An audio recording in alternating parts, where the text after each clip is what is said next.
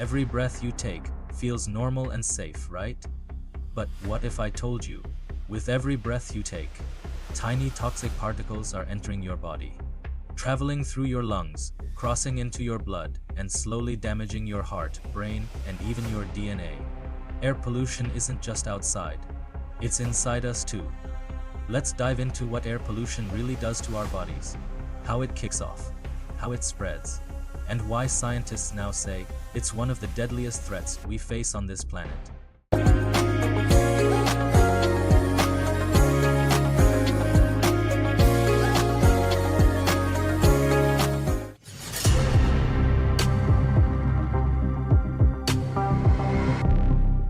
According to the World Health Organization, air pollution happens when all that nasty stuff gets mixed up with the air we breathe. It's just making things unsafe and unhealthy for everyone. We're talking about some pretty nasty substances here. Think about it. Tiny particles floating around from burning fuel, toxic gases spewing out from cars and factories, smoke rising from fires, and chemicals just hanging out in the air. It's all bad news for our health and the planet, you know.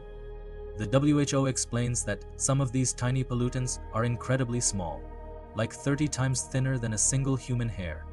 You can't see them or even smell them, which is pretty wild, right?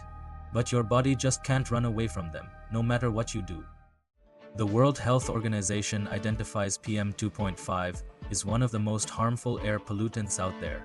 According to WHO's data, PM 2.5 exposure is seriously linked to major health issues. These particles can slip past your body's defenses. It can cause major health problems down the road. PM 2.5 particles are a real danger to our health. The World Health Organization warns that when we inhale these particles, they can reach deep into our lungs, causing inflammation and harm. But it gets worse.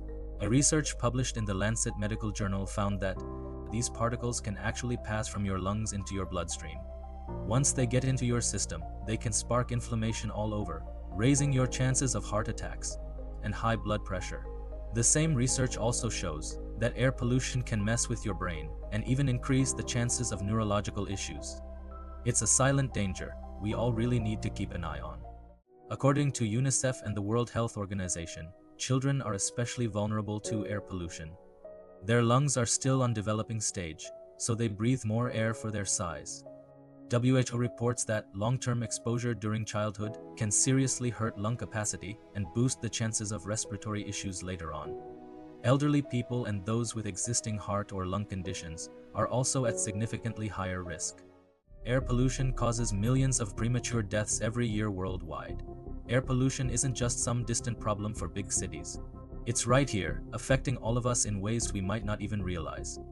Air pollution now ranks among the leading environmental causes of death globally. Breathing polluted air is now risky in many places. Health risks like smoking are pretty well known.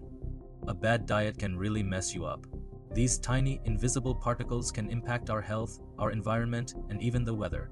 We do this thousands of times daily, often without even realizing it, but the quality of that air is super important. The difference is, air pollution is impossible to avoid completely. Have you ever thought about why the air we breathe feels so much worse lately? That's a tough question, and honestly, the answers really hit hard, you know. The United Nations Environment Program points to some major culprits. Our cities are expanding at an incredible pace. More vehicles are on our roads every day, and our world is still heavily reliant on fossil fuels. All these things are just pumping nasty pollutants into the air we breathe every day. But there's another layer to this. The Intergovernmental Panel on Climate Change has shown that climate change itself is making things worse. It's causing wildfires to pop up more often, and heat waves that severely degrade our air quality. It's like a vicious cycle. The pollution we're putting out there makes climate change worse, and then climate change just kicks up the pollution in our air even more. It's a cycle we really need to understand so we can break free from it. Have you ever looked outside and felt like the world was holding its breath? That's the air, the very thing that gives us life. Felt heavy, isn't it? It's not your imagination. Every day, we inhale around 11,000 liters of air, but what's actually in it? The World Health Organization and the United Nations Environment Program have given us a clear and urgent message. The air we share is in crisis. And the solution isn't as simple as we might hope. They've said it loud and clear. Our choices matter, but we can't fix this huge problem all by ourselves. It's like mopping up a flood while the tap's still on. So what does it take to turn off the tap? First, a fundamental shift in our energy systems. This means moving away from burning fossil fuels and embracing the power of clean renewable sources like solar, wind turbine, and hydropower. It's about powering our future without poisoning our present. Second, we need strong, binding air quality regulations. Imagine a world where every government sets and enforces strict limits on pollution, holding industries accountable. This isn't about limiting progress. It's about redefining it, ensuring that economic growth doesn't come at the cost of public health. And third, we need to revolutionize our transportation. We're talking about building cities where electric public transport, biking, and walking are the easiest and smartest choices for everyone. This might seem massive, and honestly, it is. But it's not a downer, it's a rallying cry to take action. Our personal choices are our best defense. Even if big change is the main goal, we can keep ourselves and our loved ones safe by checking the air quality. There are tons of free apps and websites for that. When pollution levels are up, try to stay inside, and most importantly, use your voice. Support leaders and policies that fight for cleaner air standards. These actions don't fix the system overnight, but they reduce the harm to our bodies, while we demand and wait for that larger change to happen. It's about being both the shield that protects and the voice that demands better, because the fight for clean air is a fight for every breath we take. Can you remember your grandmother's garden? How the air felt so clean and fresh. You'd take these huge, deep breaths. It's a feeling that we all chase, right?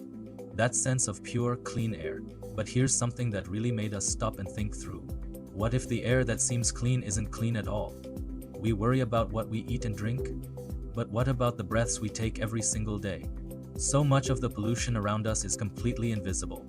These tiny particles, smaller than a single grain of sand, that can travel deep into our lungs, and even into our bloodstream. It's a silent problem, easy to ignore because we can't see it. Air pollution does not announce itself. It does not make noise. According to global health authorities, its damage happens quietly, breath by breath, cell by cell. The air you breathe today shapes your health tomorrow, and the most dangerous threats are often the ones you cannot see.